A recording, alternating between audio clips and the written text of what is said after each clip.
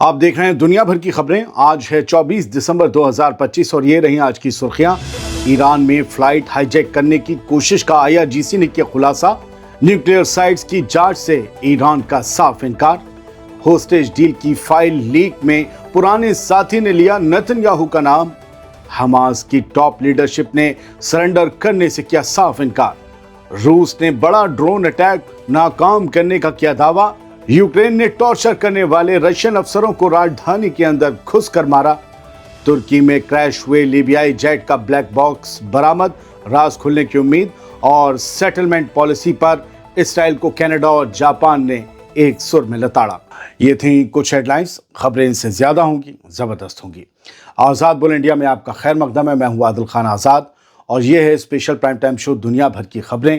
تو چلیے شروع کرتے ہیں تفصیل سے خبروں کا یہ سلسلہ، ایک اطلاع کے ساتھ کہ گلا خراب ہے، موسم نے جکڑ لیا ہے، پکڑ لیا ہے زور سے، لہٰذا بہت سے لوگوں نے پچھلے ویڈیو میں لکھا ذرا زور سے بولیے، نہ بول پانے کی وجہ ہے۔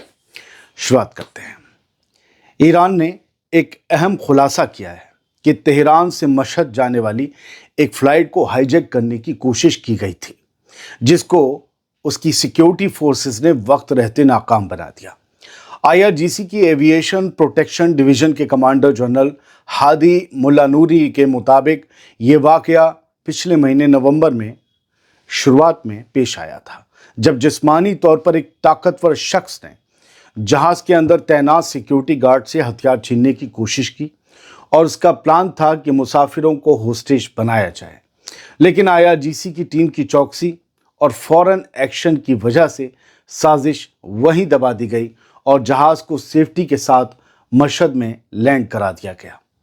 کمانڈر ملانوری کا کہنا ہے کہ پچھلے کچھ سالوں میں IRGC کی ایویشن سیکیورٹی نے جو پریونٹیو قدم اٹھائے ہیں، انہوں نے دشمن ایلیمنٹس کے لیے ایک مضبوط ڈر اور روک پیدا کر دی ہے۔ ایران کی مہر نیوز ایجنسی میں خبر چھپی، وہ شخص کون تھا، کسی گروپ سے اس کا تعلق تھا، کس سوچ کا تھا، اس بارے میں کوئی اطلاع نہیں دی گئی، صرف خبر دی گئی اور یہ بھی نہیں بتایا گیا کہ وہ جو گارڈ تھا جس کے پاس ہتھیار جس کا چھیننے کی کوشش کی گئی، کیا جہاز کے اندر اس کے پاس ہتھیار تھا۔ خیر، جتنا تھا اتنا بتا دیا۔ ایران نے صاف اعلان کیا ہے کہ وہ کسی بھی سیاسی دباؤ میں آ کر ان نیوکلیئر سائٹس کا انسپیکشن یعنی معائنہ نہیں کروائے گا جن پر جون کی آکرمک کارروائی کے دوران حملہ ہوا تھا، جو اگریسو ایکشن لیا گیا تھا، ملٹری ایکشن امریکہ اور اسرائیل کی طرف سے، ان سائٹس کا معائنہ نہیں کر پائے گا۔ ایران کے اٹامک انرجی آرگنائزیشن کے چیف محمد اسلامی نے کیبنٹ میٹنگ کے بعد میڈیا سے بات کی اور کہا کہ IAEA کے چیف رافائل گروسی کے بیانوں پر ہم سخت ری ایکشن دے رہے ہیں، اور یہ بھی انہوں نے کہا کہ گروسی دشمنوں کے پالے میں کھیل رہے ہیں۔ اسلامی نے کہا کہ UN سیکیورٹی کاؤنسل کی حالیہ میٹنگ کے بعد اب افسوس جتانے کا بھی مطلب نہیں رہ گیا ہے، بلکہ یہ بات پوری طرح بے نقاب ہو چکی ہے کہ امریکہ پچھلے 25 سال سے ایران کی نیوکلیئر انڈسٹری پر کس طرح پریشر ڈالتا آ رہا ہے۔ انہوں نے کہا کہ امریکہ اپنی نیشنل سیکیورٹی اسٹریٹجی میں خود لکھ چکا ہے کہ وہ انٹرنیشنل آرگنائزیشنز کے ذریعے نہیں بلکہ طاقت اور جنگل کے قانون سے اپنے تمام انٹرسٹ کو سادھے گا، اپنے تمام حصہ سادھے گا، طاقت اور جنگل راج سے۔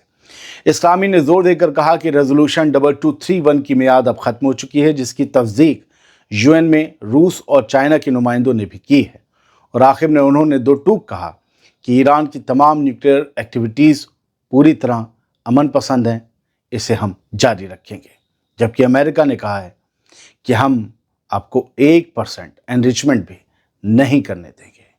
یعنی دونوں طرف ضد اور پھر اس کی وجہ سے دونوں کے بیچ ٹینشن۔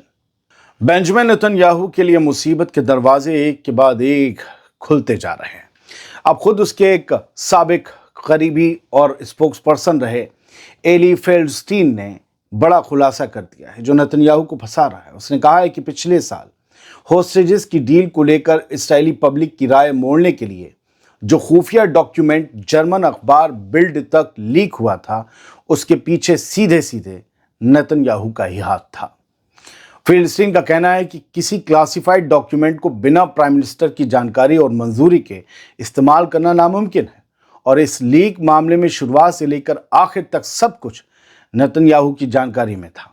اس نے یہ بھی دعویٰ کیا کہ بعد میں نتنیاہو نے اس بات پر جھوٹ بولا کہ اسے وہ خفیہ جانکاری کیسے ملی۔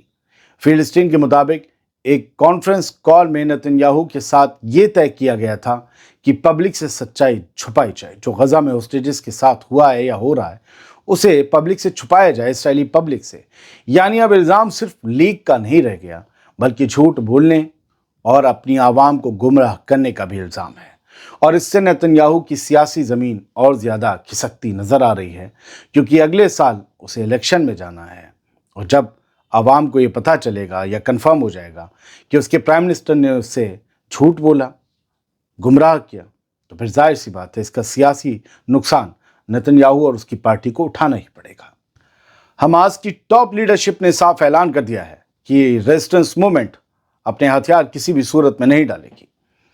سینئر حماس لیڈر اسامہ حمدان نے یمن کے المسیرہ چینل کو دیے انٹرویو میں کہا کہ ودیشی طاقتوں کی دخل اندازی حماس کو منظور نہیں ہے، اور جو ہتھیار اسرائیل جنگ میں چھین نہیں سکا انہیں خود سرنڈر کرنے کا سوال پیدا ہی نہیں ہوتا۔ حمدان نے کہا کہ ریزسٹنس ہتھیار سرنڈر کرنے کی سوچ کو پوری طرح خارج کرتی ہے۔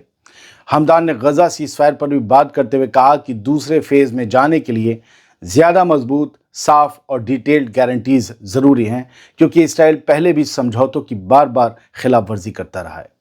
اسامہ حمدان کا کہنا تھا کہ کراسنگز بند رکھنا اور گھیرا بندی جاری رکھنا اس بات کا اشارہ ہے کہ اسرائیل پھر سے غزہ پر اگریشن کی طرف بڑھ سکتا ہے۔ حمدان نے دو ٹوک کہا کہ سیج یعنی محاصرے کو ہتھیار بنا کر فلسطینی ریزسٹنس کو کمزور نہیں کیا جا سکتا، بلکہ بنیادی ضرورتوں پر پابندی لگی رہنا ظلم کی طرف اور زیادہ اس پورے معاملے کو لے جاتا ہے۔ بڑھتے ہیں آگے۔ ایک اسرائیلی فوجی کو ملے ہلکے زخم کے بدلے بڑا بدلہ لینے کی دھمکی سامنے آ چکی ہے۔ دراصل آج ساؤتھ غزہ کے رفح علاقے میں ایک دھماکے میں اسرائیلی آرمی کا ایک آفیسر ہلکا زخمی ہو گیا۔ IDF کے مطابق یہ دھماکہ ایک بختر بند گاڑی نیمر آرمڈ پرسنل کیریئر پر ہوا جو رفح کے جنینہ محلے میں آپریشن میں لگی تھی۔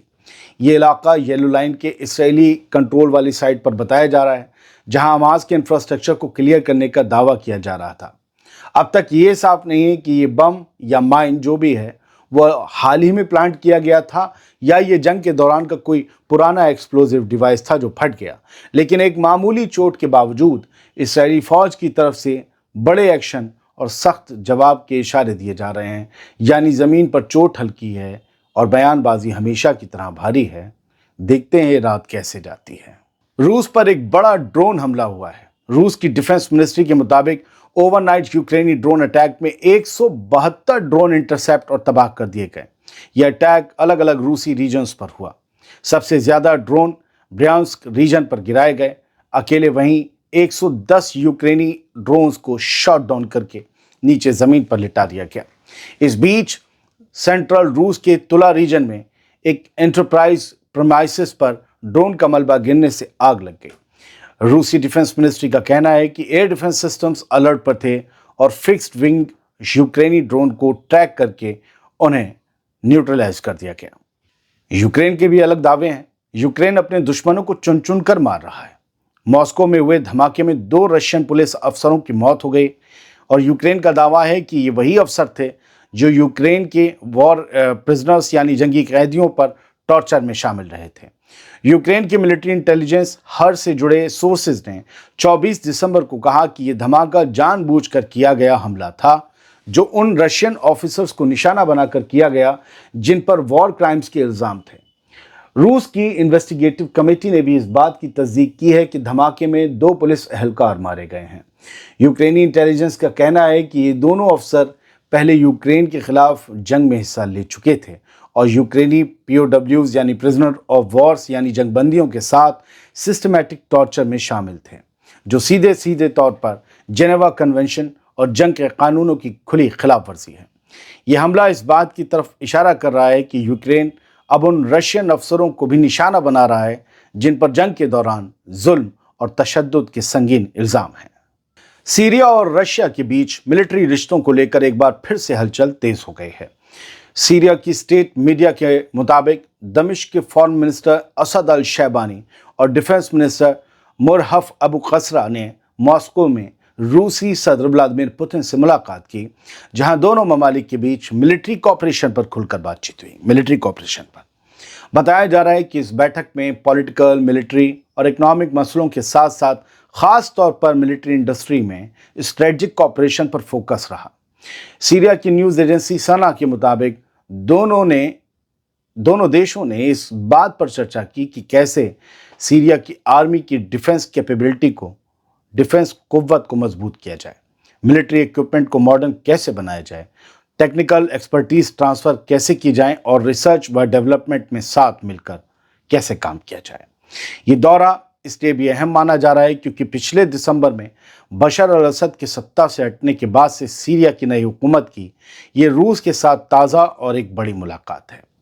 असद के भागने के बाद से रशिया ने उन्हें और उनकी फैमिली को पनाह दे रखी है और अब इस नई मीटिंग से साफ सिग्नल मिल रहा है कि सीरिया और रशिया के मिलिट्री रिश्ते सिर्फ कायम ही नहीं हैं बल्कि आने वाले वक्त में और गहरे होने वाले हैं।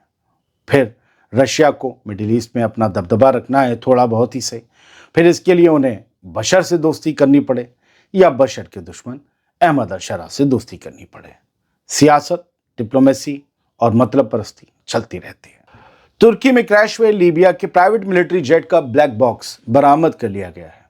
टर्किश अथॉरिटीज़ के मुताबिक अंकारा के पास क्रैश हुए प्राइवेट जेट से कॉकपिट, वॉइस रिकॉर्डर और ब्लैक बॉक्स मिल गया है।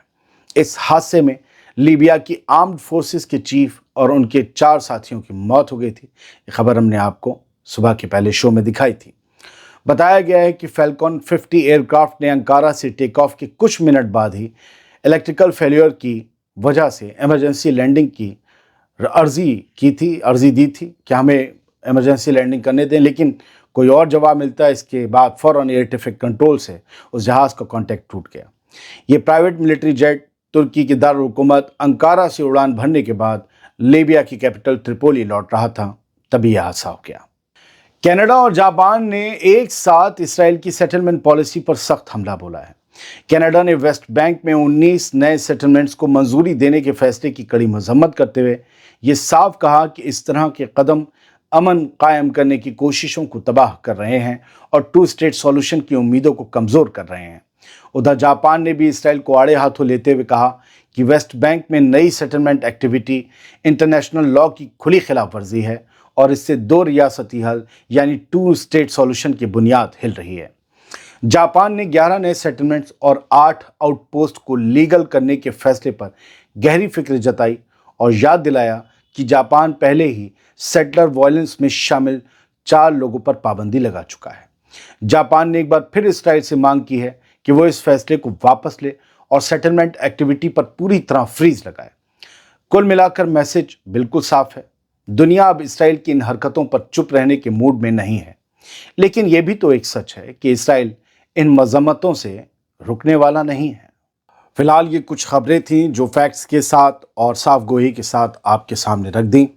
उम्मीद ये करते हैं कि ये बुलेटिन आपको पसंद आया होगा। बहुत बहुत शुक्रिया। सलामत रहिए, खुश रहिए।